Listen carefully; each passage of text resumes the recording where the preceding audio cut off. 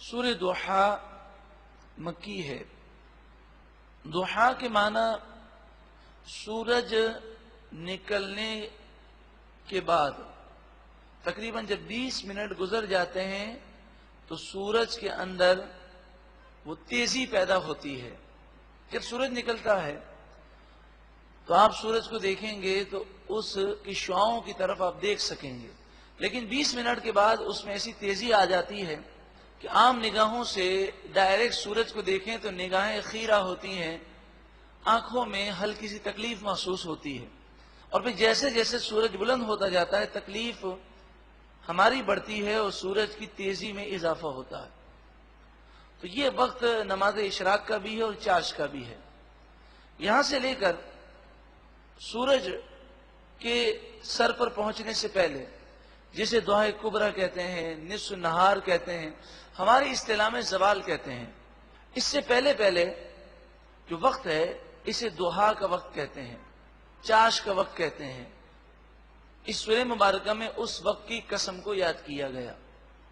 چاش کی نماز کا افضل وقت تو یہ ہے کہ جب اس وقت کا درمیانہ وقت آ جائے، یعنی اگر بالفرض 6:30 بجے یہ وقت شروع ہوتا ہو اور زوال کا وقت 12 بجے ہو تو 6:30 سے لے کر 12 کے درمیان کا جو وقت ہے اس کو آدھا ڈیوائیڈ کر دیں تو تقریباً 9، 9:30، 10 بجے کا جو ٹائم ہے یہ چاش کا سب سے افضل ٹائم ہے۔ اس کے علاوہ آپ اشراق پڑھنے کے فوراً بعد بھی چاش کی نماز ادا کر سکتے ہیں، چاش کی نماز ادا ہو جائے گی، لیکن افضل یہ ہے کہ درمیانے وقت میں ادا کیا جائے۔ عام طور پر یہ 9 اور 10 بجے کے درمیان کا وقت ہوتا ہے۔ اس سورہ مبارکہ میں 11 آیتیں ہیں۔ بسم اللہ الرحمن الرحیم، اللہ کے نام سے شروع جو بہت زیادہ مہربان نہایت رحم کرنے والا۔ والضحی، چاش کی قسم، واللیل اذا سجا، رات کی قسم جب رات اپنا پردہ ڈالے اور زمین کو تاریک کر دے۔ ما ودعک ربک وما قلی، یہ سورہ مبارکہ اس کا نمبر نزول کے اعتبار سے 11 ہے اور ترتیب کے اعتبار سے 93 ہے، تو 11 نمبر سے آپ اندازہ کر سکتے ہیں کہ یہ سورہ مبارکہ ابتدائی ایام میں نازل ہوئی، تو چند دنوں کے لیے وہی موقوف ہو گئی، کوئی سورت یا آیت نازل نہ ہوئی، تو کافروں نے کہا کہ محمد صلی اللہ علیہ وسلم کے رب نے انہیں چھوڑ دیا۔ یہ اعتراض کافروں نے کیا۔ اعتراض کس پر تھا؟ رسول اللہ صلی اللہ علیہ وسلم پر۔ اب جس پر اعتراض ہو وہ جواب دے، مگر محبوب کریم صلی اللہ علیہ وآلہ وسلم کی شان دیکھیں کہ انہوں نے نبی اکرم صلی اللہ علیہ وآلہ وسلم کی بے ادبی کی اور جواب اللہ تعالیٰ نے فرمایا ما ودعک ربک وما قلی، آپ کے رب نے آپ کو نہ چھوڑا اور نہ ہی ناپسند سمجھا۔ آپ کا رب اسی طرح آپ سے محبت فرماتا ہے جیسے پہلی فرماتا ہے، اور کبھی آپ زوال کی طرف نہیں جائیں گے۔ ہر چیز کو زوال ہے، ہر عروج کو زوال ہے عام طور پر، مگر محبوب کریم صلی اللہ علیہ وآلہ وسلم کی شان تو دیکھیں، آپ کے درجات میں ہر لمحے ترقی ہے۔ وَلَلْآخِرَةُ خَيْرٌ لَكَ مِنَ الْأُولَى، اور ضرور آنے والا لمحہ گزرے ہوئے لمحے سے آپ کے لیے بہتر ہے، ہر لمحے آپ کے درجات میں ترقی ہے۔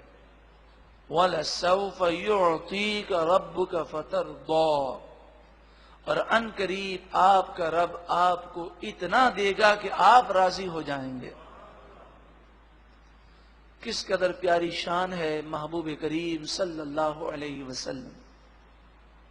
اور یہ آیت کریمہ جب نازل ہوئی تو آپ سن چکے ہیں کہ نبی اکرم صلی اللہ علیہ وآلہ وسلم نے عرض کی اے مالک و مولا، میرا ایک بھی امتی جہنم میں باقی رہ گیا تو میں راضی نہ ہوں گا، مگر شرط ہے کہ وہ امتی وہ ہو جس کا خاتمہ ایمان پر ہو. تو ہمیں گناہوں سے ڈر اس لیے بھی لگتا ہے کہ کہیں گناہوں کی وجہ سے ایمان برباد نہ ہو جائے. پھر کچھ عرصے جہنم میں بعض کو رہنا پڑے گا، اور جہنم میں تو ایک لمحے بھی جانے کی کسی میں طاقت نہیں. کوئی جہنم کو ایک لمحے بھی برداشت نہیں کر سکتا.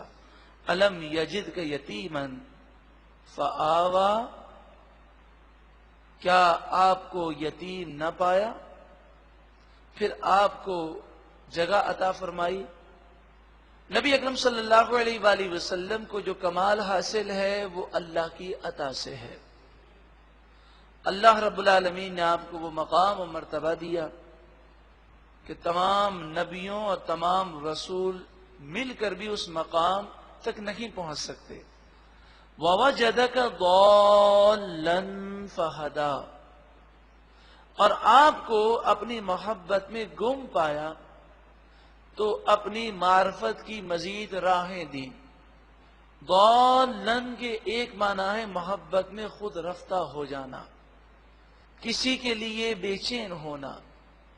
کوئی کسی سے ملاقات کے لیے بے چین ہو تو فاصلے مٹ جائیں اور انتظار کی گھڑیاں ختم ہو جائیں تو ہم یہ کہیں گے کہ محبت میں وہ خود رفتہ تھا، جس چیز کو چاہتا تھا وہ چیز مل گئی.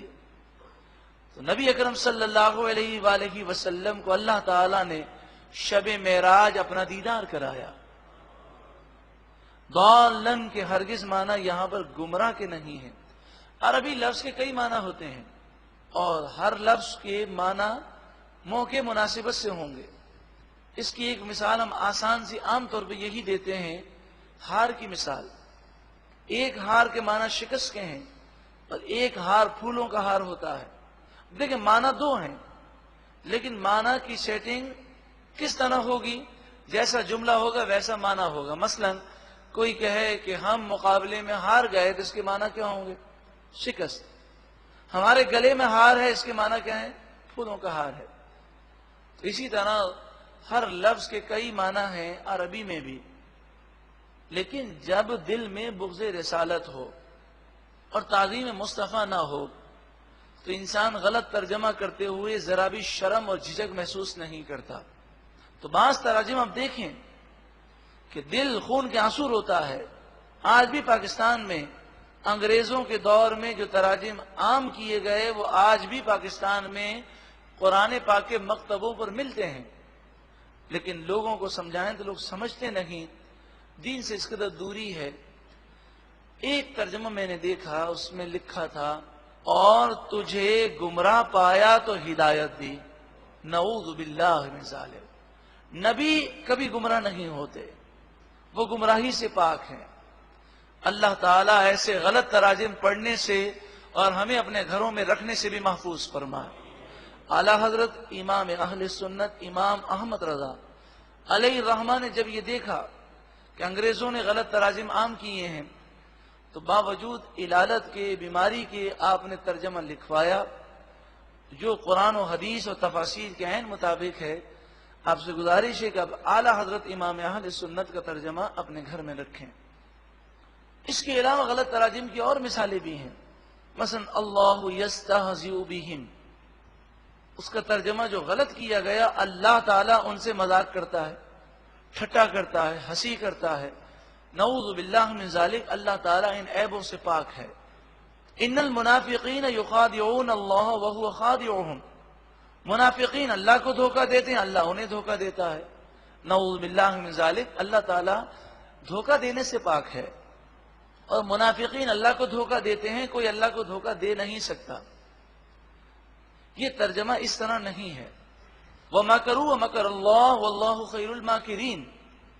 تو اس کا ترجمہ بعض نے اس طرح کر دیا کہ کافروں نے فریب کیا، اللہ نے بھی فریب کیا اور اللہ سب سے بہتر فریب کرنے والا. نعوذ باللہ من ذالک. وہ فریب کرنے سے، چال چلنے سے، دھوکہ دینے سے، ہنسی مذاق کرنے سے، ٹھٹا کرنے سے پاک ہے. انٹرنیٹ پر آج سے چند سال قبل جب ہم ایک ویب سائٹ کو رن کرتے تھے اور اتنا ٹائم ملتا تھا کہ سوالات کے جوابات انٹرنیٹ پر دیے جائیں، تو ایک مجھے کسی نے سوال لکھ کر بھیجا ای میل کے ذریعے اور کہا کہ فلاں ویب سائٹ کو دیکھیں، وہ بہت زیادہ قرآن کے بارے میں غلط باتیں کہتا ہے۔ جب میں نے اس کو وزٹ کیا تو اس ویب سائٹ پر وہ غلط تراجم لکھے تھے، وہی تراجم، اور پھر غلط تراجم لکھ کر اس نے کہا کہ مسلمان جس کو خدا مانتے ہیں وہ نعوذ باللہ من ذالک ٹھٹا کرتا ہے، ہنسی کرتا ہے، مذاق کرتا ہے، چال چلتا ہے، فریب کرتا ہے، دھوکہ دیتا ہے، نعوذ باللہ من ذالک۔ تو ہم نے جواب میں یہی لکھا کہ یہ تو دشمنان اسلام کی سازش ہے کہ پہلے تو انہوں نے ہمیں قرآن سے دور کیا، اور پھر جب انہوں نے دیکھا کہ ہم قرآن سے دور نہیں ہو سکتے تو قرآن کے غلط تراجم عام کر دیے۔ مجھے اپنے مسلمان مورخ جو بھولے بھالے ہیں ان کے بھولے پن پر تعجب ہوتا ہے کہ وہ تاریخ کی کتابوں میں لکھتے ہیں کہ انگریز باوجود اسلام کے دشمن تھے، لیکن انہوں نے ترجمے کروا کر لاکھوں ترجمے بر صغیر میں تقسیم کیے۔ وہ قرآن سے محبت ضرور کرتے تھے، یہ ان کی نادانی ہے۔ انگریز قرآن کا محب نہیں ہو سکتا، اس نے لاکھوں ترجمے جو بر صغیر میں مفت تقسیم کیے ہیں، کیوں کیے ہیں؟ تاکہ اول تو لوگ قرآن کی طرف آتے نہیں، اگر آئیں گے بھی تو غلط ترجمہ پڑھ کر وہ گمراہ ہو جائیں گے، غلط تفاسیر اور غلط تفسیر اور غلط تشریح پڑھ کر وہ راہ ہدایت سے ہٹ جائیں گے۔ یضل بہ کثیرا ویہدی بہ کثیرا، خود قرآن پاک فرماتا ہے بہت سے لوگ قرآن پڑھ کر ہدایت پا جاتے ہیں اور بہت سے لوگ قرآن پاک کو غلط سمجھنے کی وجہ سے گمراہ ہو جاتے ہیں۔ اللہ تعالی ہم سب کو غلط تراجم سے، غلط تفاسیر سے، غلط تشریح سے اور قرآن پاک غلط سمجھنے سے محفوظ فرمائے۔ قرآن سمجھنا ہے احادیث طیبہ کی روشنی میں، صحابہ کرام اور بزرگان دین کے اقوال کی روشنی میں۔ وہ صحابہ اور وہ بزرگان دین جن کی زندگیاں قرآن پاک کی خدمت میں صرف ہوئیں۔ صراط الذین انعمت علیہم، ہم دعا کرتے ہیں یا اللہ، عام طور پر ہر نشست سے پہلے یہی دعا مانگی جاتی ہے، ہر نماز میں بھی ہم یہی کہتے ہیں کہ سیدھے راستے پر چلا، ان لوگوں کا راستہ جن پر تو نے انعام کیا۔ تو صحابہ کرام، اولیاء کرام نے قرآن پاک کو جس طرح سمجھا اسی طرح ہمیں سمجھنا ہے۔ ہماری عقلیں ناقص ہیں، اللہ تعالی ہمیں قرآن پاک سے حقیقی معنوں میں نور عطا فرمائے، اور جب تک صاحب قرآن صلی اللہ علیہ وسلم کی محبت نہیں ہوگی اس وقت تک قرآن پاک کا نور نہیں مل سکتا۔ وَوَجَدَكَ عَائِلًا فَأَغْنَى، اور آپ کو عائلاً ضرورت مند پایا، فَأَغْنَى تو غنی کر دیا، یعنی آپ کو اتنے خزانے دیے کہ خود فرماتے ہیں بخاری شریف میں انما انا قاسم واللہ یعطی، کہ میں تقسیم کرتا ہوں اور اللہ عطا فرماتا ہے۔ فَأَمَّا الْيَتِيمَ فَلَا تَقْهَرْ، پس بہرحال یتیم کو آپ ذلیل مت کیجئے گا، فَلَا تَقْهَرْ، اس پر غضب مت کیجئے گا۔ یہ تو ہمارے لیے تعلیم ہے کہ یتیم کے دل نازک ہوتے ہیں، تو یتیم ہو یا کوئی بھی شخص ہو جس کا دل کمزور ہے، وہ غریب ہے، مسکین ہے، خصوصاً یتیموں کا خیال رکھنا اس لیے فرمایا گیا کہ ان کے دل ہر وقت احساس کمتری میں ہوتے ہیں، تو کوئی ایسی بات نہ ہو ان کا دل ٹوٹ جائے۔ حدیث پاک میں فرمایا سب سے بہترین وہ گھر ہے جس میں یتیموں کے ساتھ اچھا سلوک کیا جاتا ہے، اور سب سے بدتر ہے وہ گھر جس میں یتیموں کے ساتھ برا سلوک کیا جاتا ہے۔ وَأَمَّا السَّائِلَ فَلَا تَنْهَرْ، اور مانگنے والے کو مت جھڑکو، اگر آپ کو دینا ہے تو دیں، لیکن نہیں دے سکتے تو اس کی دل آزاری نہ کریں، اسے جھڑکیں نہ، معافی مانگ لیں۔ لیکن یہاں پر یہ بات یاد رکھیں کہ اب فراڈ بہت زیادہ ہو رہا ہے، اور جو مستحق لوگ ہیں وہ نظر نہیں آتے، پیشہ ور گداگر بھیک مانگتے ہوئے پھرتے ہیں، ان کو دینا در حقیقت ان کی حرام کام میں مدد کرنا ہے۔ لہذا ذرا برابر بھی شک ہو کہ پیشاور گداگر ہے تو ہرگز اس کو نہ دیا جائے. فرد واحد پر تو ہم شک نہیں کرتے، لیکن عمومی طور پر جو دنیا ہم نے دیکھی ہے اس میں یہی دیکھا ہے کہ عام طور پر جو آدمی بلا جھجک کسی سے سوال کر رہا ہے تو ایسے فراڈ ہوتے ہیں کہ بسا اوقات یہ بھی دیکھا گیا کہ بھیک مانگنے والا ایک ایسی گینگ سے تعلق رکھتا ہے کہ جو کروڑوں پتی کی گینگ ہے، اور یہ اب تو ایک بہت بڑا کاروبار بن گیا ہے. اللہ تعالیٰ مسلمانوں سے اس گداگری کی لعنت کو ختم فرما دے. وَأَمَّا بِنِعْمَةِ رَبِّكَ فَحَدِّثْ، اور بہرحال اپنے رب کی نعمتوں کا خوب چرچا کرو. اللہ نے نعمتیں دی ہیں تو اس کا اظہار کریں. یہی ہمیں شریعت نے حکم دیا. عید میلاد النبی صلی اللہ علیہ وسلم ہو یا کوئی عید کا دن ہو، یہ شکرانے کے دن ہیں. اس میں اللہ تعالیٰ کی عبادت کی جائے اور نعمتوں پر شکر ادا کیا جائے. یہاں پر ایک ضروری مسئلہ یاد رکھیں. اللہ تعالیٰ نے کسی کو نعمتیں دی ہیں لیکن وہ نعمتوں کا اظہار نہیں کرتا، یعنی لباس وہ سادہ پہنتا ہے. اگر سادگی کی وجہ سے ہے، عاجزی کی وجہ سے ہے تو کوئی حرج نہیں، لیکن اگر لوگوں کو یہ دکھانے کے لیے ہے کہ میری حالت بہت خراب ہے تو ایسے شخص کی احادیث طیبہ میں مذمت کی گئی. فرمایا جو اللہ نے دیا ہے اس کا اظہار لباس سے کیوں نہیں ہوتا؟ تو اب اچھا لباس پہننے میں اگر نیت یہ ہو کہ اللہ تعالیٰ نے مجھے جو نعمتیں دی ہیں میں اس کا اظہار کر رہا ہوں اور اللہ کی رضا کے لیے اچھا لباس پہنے اور شریعت کے دائرے میں ہو تو یہ بالکل جائز ہے، کوئی گناہ نہیں.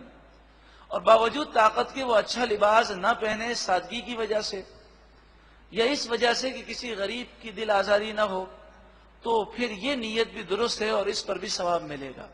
انما الاعمال بالنیات.